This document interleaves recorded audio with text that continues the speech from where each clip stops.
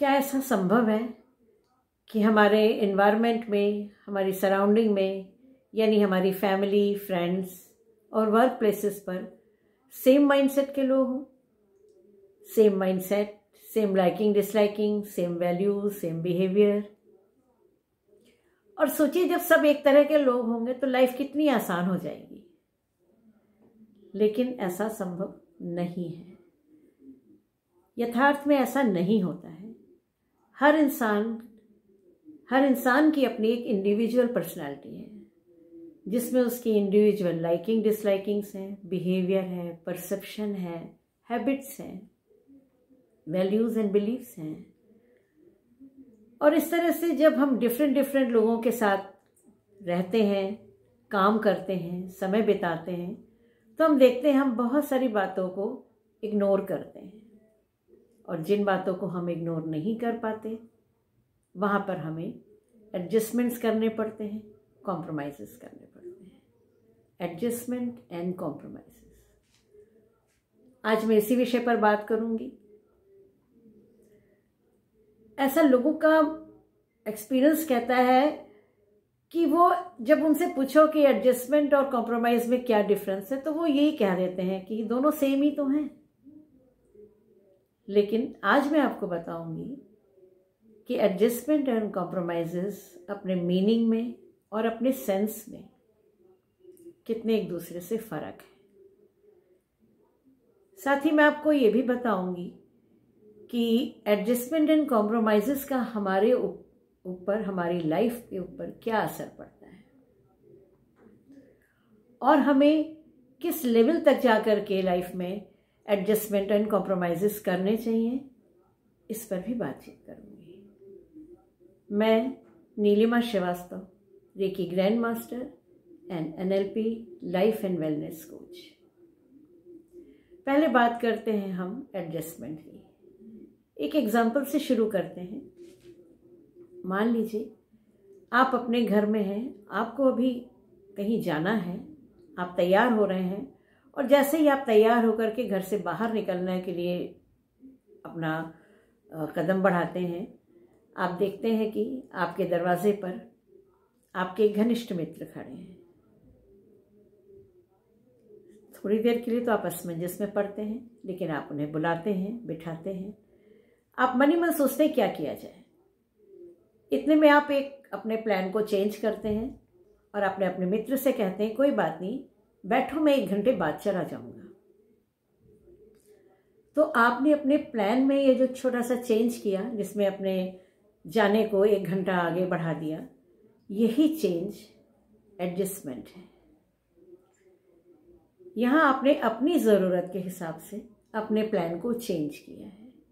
यानी एडजस्टमेंट हम हमेशा अपने हिसाब से करते हैं, अपनी ज़रूरत के हिसाब से करते हैं। और आपने देखा कि ये जो आपने चेंज किया, ये आपने दुखी होकर के नहीं किया है, खुशी से किया है। तो एडजस्टमेंट में हम ये देखते हैं कि जो छोटे छोटे चेंजेस हम करते हैं वो खुशी से करते हैं।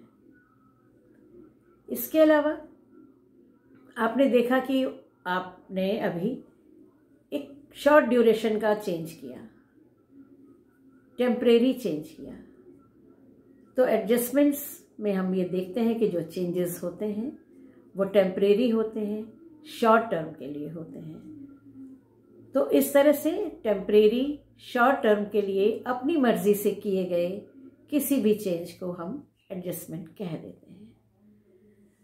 एक और एग्जांपल लेते हैं कि मान लीजिए आपकी नई नई जॉब लगी है और आपने नया ही ऑफिस जाना शुरू किया है। लेकिन ऑफिस में जो माहौल है वो आप उसमें बहुत ज़्यादा कंफर्टेबल नहीं है, माहौल आपके हिसाब से नहीं है। लेकिन क्योंकि नौकरी करना आपकी ज़रूरत है, तो आप वहाँ के माहौल में धीरे धीरे अपने आप को एडजस्ट करने लग रहे हैं। तो यहाँ पर भी हम देख रहे हैं कि अपनी ज़रूरत, जो कि नौकरी करना था, अपनी ज़रूरत के हिसाब से हम उस माहौल में धीरे धीरे अपने आप को छोटे छोटे चेंजेस करके ढाल रहे हैं। और तब तक ढालेंगे जब तक कि वहाँ पर हम अपने को कंफर्टेबल ना पाएं, संतुष्ट ना पाएं। तो इस तरह से ये दोनों एग्जाम्पल्स ये बताते हैं कि एडजस्टमेंट्स जो है वो हमारी ज़रूरत और हमारे एनवायरनमेंट में जो ऑब्स्टेकल है उसके बीच एक सामंजस्य स्थापित करना ही एडजस्टमेंट कहलाता है। एक सामंजस्य, एक समायोजन कह लीजिए या इसको इक्विलिब्रियम कह लीजिए, यानी अपनी ज़रूरत और जो एटमॉस्फेयर में या एनवायरनमेंट में जो ऑब्स्टेकल है उसके बीच में एक समायोजन। और इस तरह से a sequence of adjustment begins when a need is felt and ends when it is satisfied। यानी अपनी ज़रूरत के हिसाब से शुरू होता है एडजस्टमेंट का सीक्वेंस और तब तक होता है जब तक कि हम वहाँ पर संतुष्ट नहीं हो जाते। अब हम बात करते हैं कॉम्प्रोमाइज़ की। कॉम्प्रोमाइज़ जिसमें दो या दो से अधिक पक्ष जब उनके बीच में आपस में कोई विवाद उठ खड़ा होता है तो उस विवाद को हल करने का एक ही रास्ता होता है, कॉम्प्रोमाइज़ या समझौता। इसमें क्या होता है कि हर पक्ष अपनी अपनी मांगों को थोड़ा सा कम करता है और एक नया रास्ता निकाला जाता है जिसमें सभी संतुष्ट होते हैं, सभी सहमत होते हैं और सभी संतुष्ट होते हैं। यानी अपनी मांगों को कम करके नया रास्ता जिसमें सभी संतुष्ट हों, सभी सहमत हों, कॉम्प्रोमाइज़ कहलाता है। कॉम्प्रोमाइज़ जो है वो दो सेंस में लेते हैं हम, एक पॉजिटिव इम्पैक्ट वाला कॉम्प्रोमाइज़ और एक नेगेटिव इम्पैक्ट वाला कॉम्प्रोमाइज़। पॉजिटिव इम्पैक्ट वाले कॉम्प्रोमाइज़ में एक म्यूचुअली जितने भी पक्ष हैं वो म्यूचुअली एक एग्रीमेंट करते हैं जिसमें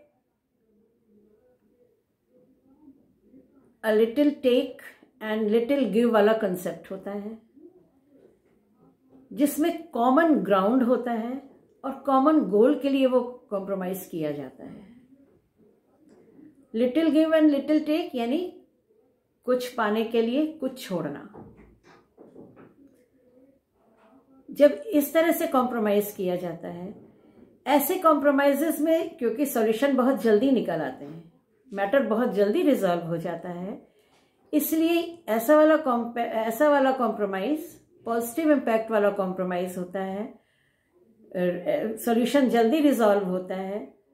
तो इसलिए इसमें जो पार्टिसिपेंट्स हैं या जो हमारे पक्ष हैं जितने भी, उनके बीच में टेंशन्स बहुत लंबे समय तक नहीं चलती, बहुत जल्दी उनको सॉल्यूशन मिल जाता है, टेंशन स्ट्रेस उनका जल्दी ख़त्म हो जाता है।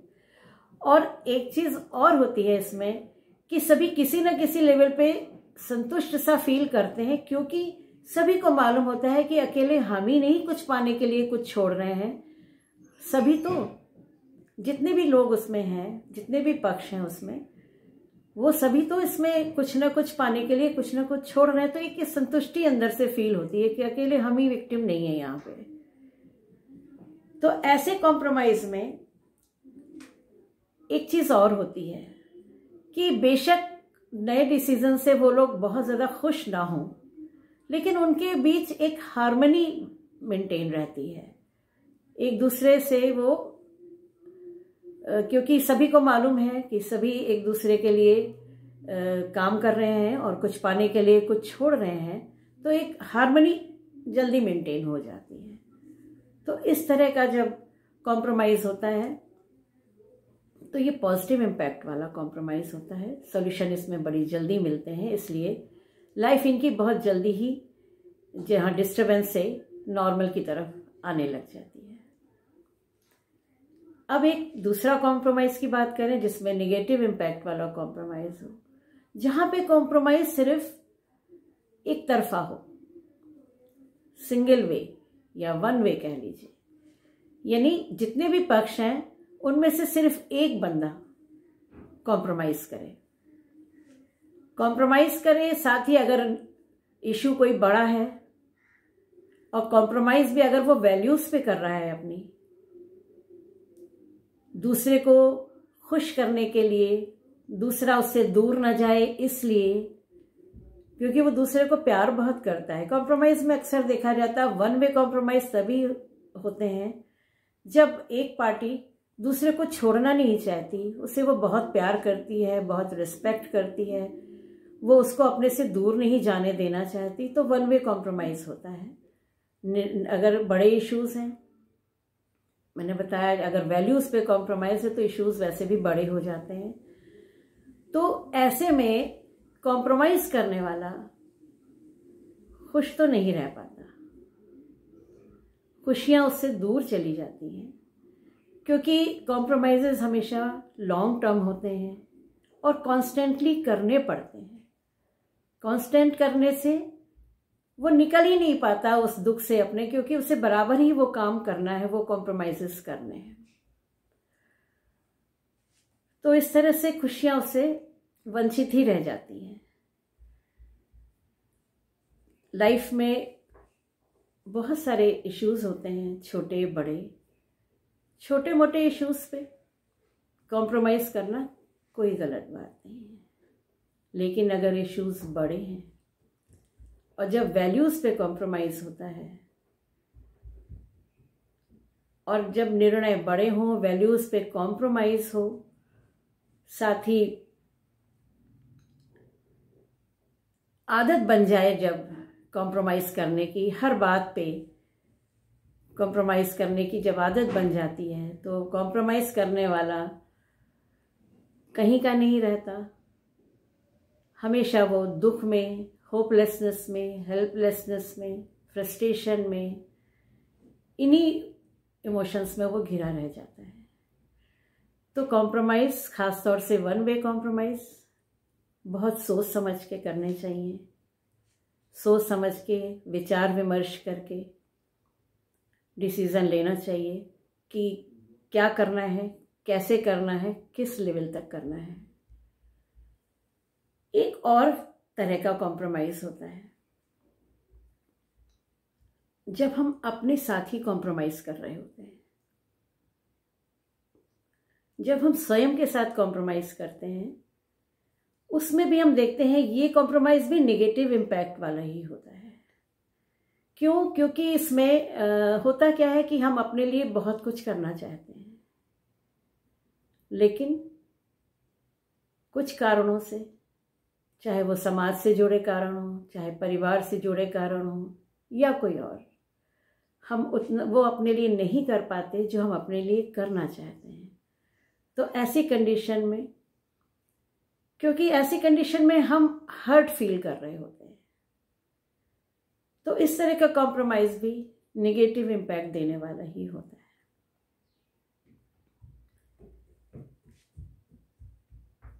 पूरी लाइफ में मैंने कहा कॉम्प्रोमाइजेस और एडजस्टमेंट्स करने ही पड़ते हैं। छोटी मोटी बातों पे तो कोई इशू नहीं है, करने ही चाहिए, लेकिन बड़े मैटर्स में ज़रूर सोच समझ के फैसला करना चाहिए। जहाँ तक एडजस्टमेंट की बात करें, इसमें तो कोई नुकसान है नहीं, क्योंकि ये शॉर्ट टर्म है, शॉर्ट टर्म के लिए होते हैं, टेम्परेरी होते हैं, और अब अपनी मर्जी से करते हैं। यहाँ प्रायोरिटी में हम खुद होते हैं, अपनी मर्जी से करते हैं, जितना ज़रूरी है उतना करते हैं, तो इनमें तो कोई हर्ज है ही नहीं। एडजस्टमेंट तो वैसे भी हम प्रकृति के बदलते मौसम के साथ करते हैं, बहुत तरह से करते हैं। सर्दी आई तो नेचुरल है, हम अब इस समय क्या एडजस्ट कर रहे हैं, हम अपने खाने पीने को थोड़ा सा अपना चेंज करते हैं, गर्म कपड़े पहनना शुरू कर देते हैं, गर्म पानी का सेवन शुरू कर देते हैं। तो बदलते मौसम के साथ भी एडजस्टमेंट्स किए जाते हैं। अभी गर्मी आएगी तो नेचुरल है, फिर हम एडजस्ट करेंगे, बॉडी धीरे धीरे उस मौसम के अकॉर्डिंग हम ढालते हैं, चेंजेस करके, एडजस्टमेंट्स करके। छोटे से छोटा बच्चा भी एडजस्ट करता है। नन्हा सा बच्चा भूख से जब रो रहा होता है और माँ उसकी कहीं बिजी है, तो वो भी रो करके चुप होके सो जाता है, कि ये उसका एडजस्टमेंट होता है कि अभी माँ, उसको मालूम होता है अभी थोड़ी देर में माँ आएगी और मुझे दूध पिलाएगी। तो एडजस्टमेंट तो हर एज की एक रिक्वायरमेंट है, करते ही हैं हम, करना चाहिए भी, और इसके कोई निगेटिव इम्पैक्ट्स नहीं हैं। लेकिन हाँ, कॉम्प्रोमाइज़ में ज़रूर सोच समझ के फैसला करना चाहिए, चाहे आप कई पक्ष मिलके किसी चीज़ के लिए डिसीज़न ले रहे हों या आपका एक तरफा कॉम्प्रोमाइज़ हो, उसमें बहुत सावधानी की ज़रूरत है। क्योंकि कॉम्प्रोमाइज़ में जहाँ हम देखते हैं कि एडजस्टमेंट में हम अपनी मर्ज़ी से करते हैं, तो कॉम्प्रोमाइज़ में हमें दूसरे की मर्ज़ी की ज़्यादा ध्यान रखनी पड़ती है। दूसरे से हमारा प्यार, दूसरे को रिस्पेक्ट, दूसरे को ऑनर देने के चक्कर में हम काफ़ी हद तक सेल्फ लव से, सेल्फ रिस्पेक्ट से दूर हो जाते हैं। तो इस तरह से कॉम्प्रोमाइज़ में, और ख़ास तौर से वन वे कॉम्प्रोमाइज़ में, जहाँ पर अपनी कीमत पे, सेल्फ की कॉस्ट पे जब काम होता है, जब कॉम्प्रोमाइज़ किए जाते हैं, तो ऐसे कॉम्प्रोमाइज़ में लाइफ में सिर्फ फ्रस्ट्रेशन, सफोकेशन, एक्सट्रीम स्ट्रेस, ऐसे ही इमोशंस के साथ जीना पड़ता है। तो सोच समझ के डिसीजंस लें, क्योंकि आपका डिसीज़न आपका होगा, साथ ही उसके कॉन्सिक्वेंसेस भी आपके आगे ही आएंगे। आपको अगर मेरी ये वीडियो पसंद आई हो तो प्लीज़ इसे लाइक करें। शेयर करना चाहते हैं किसी से तो ज़रूर शेयर करें। मेरे इस चैनल को सब्सक्राइब कर लें, बेल आइकन दबाना नहीं भूलें, क्योंकि बेल आइकन दबाने से आपको मेरे आने वाली वीडियोस के नोटिफिकेशंस मिलते रहेंगे। अंत में इन शुभकामनाओं के साथ आप स्वस्थ रहें, व्यस्त रहें, सुरक्षित रहें। धन्यवाद। नमस्कार।